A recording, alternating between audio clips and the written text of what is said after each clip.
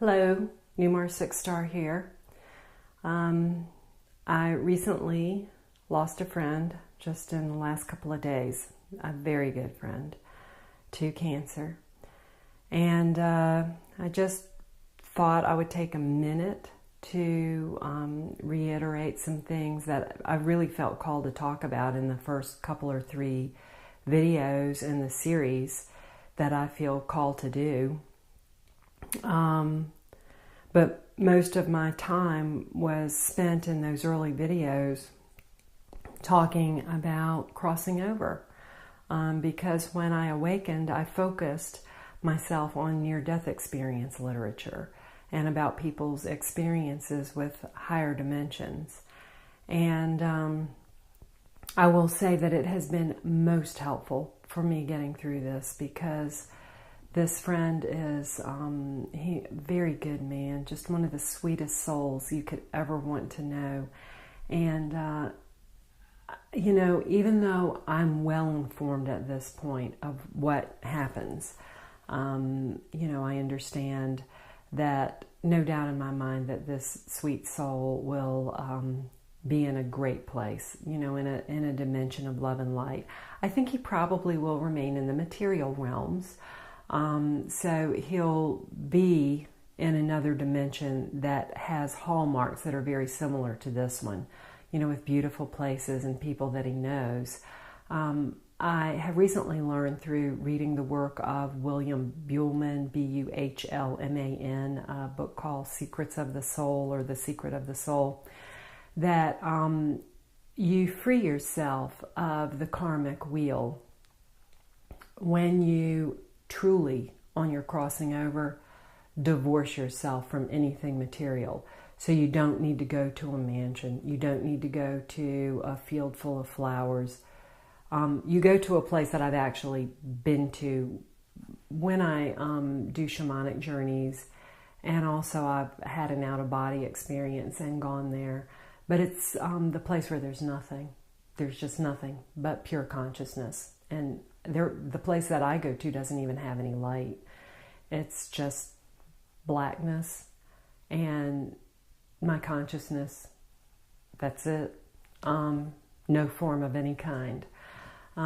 So when you're ready to break free of the karmic wheel, that's more like where you go. And it feels perfectly fine. I know the thought of it probably scares people to death.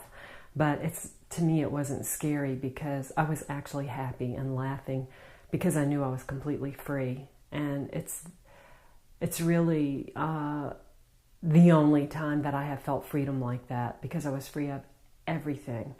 All that I was pure thought. Great feeling. But I can see how it could be scary. Anyway, no doubt in my mind that this lovely soul will be in a beautiful place, and very likely with souls that he knows from his soul group, because this is what happens to most of us. So intellectually, I grasp that.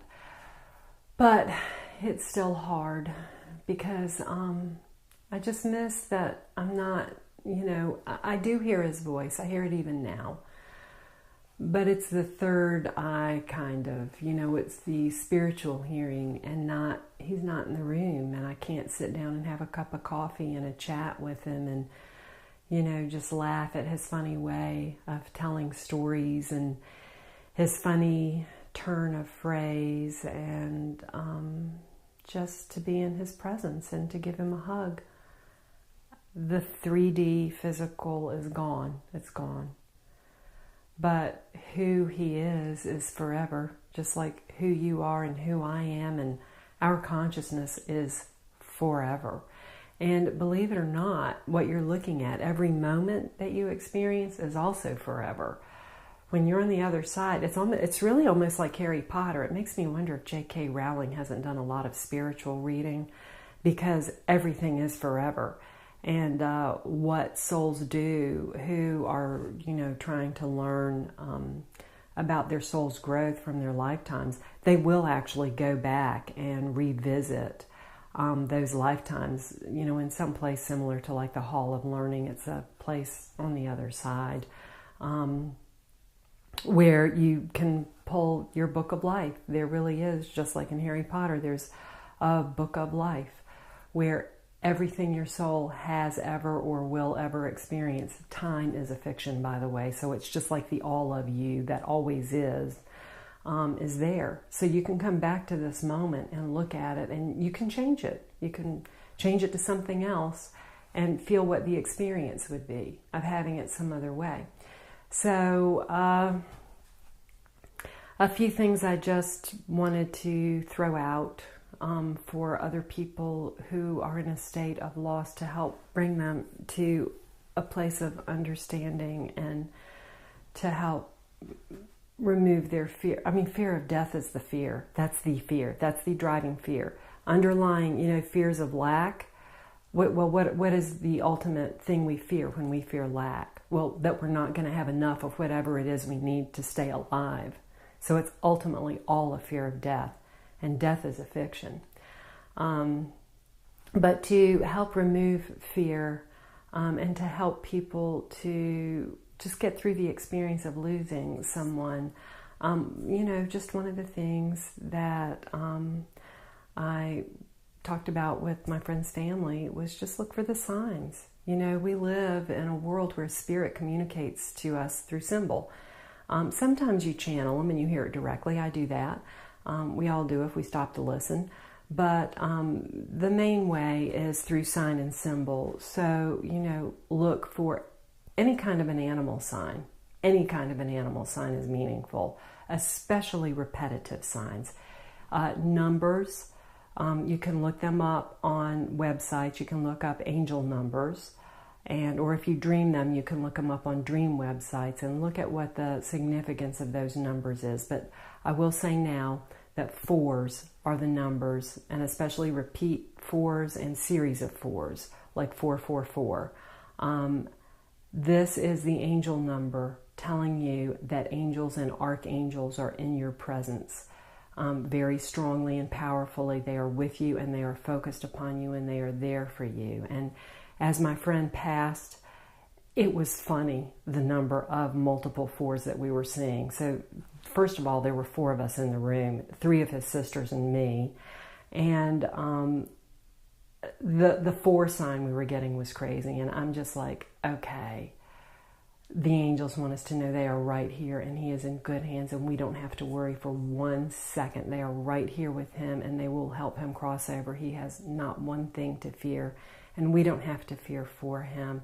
He is heaven. Heaven has sent workers from heaven. Angels work on behalf of God, and they're here for him.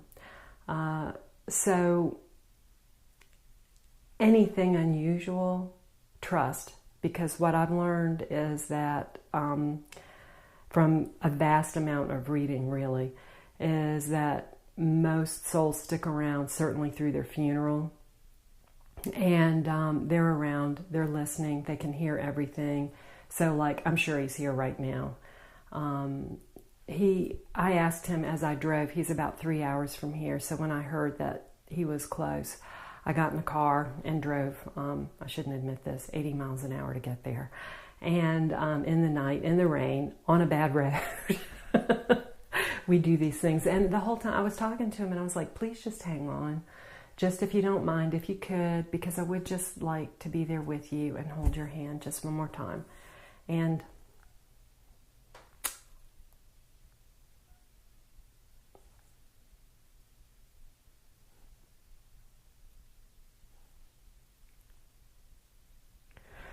I got to do that. Thank you, Matt. Thank you, friend. And I wish him well. And I know he's with me right now. And I know he's always with me. And certainly will be there. They all hear you. All those that have crossed over, they all hear you when you talk to them. They know. And they like it. So I know you'll hear me. And come to me in dreams. And come to me in knowing. And I look forward to hearing what you have to share with me too. And Godspeed, friend, as you get to go really hang out on the other side and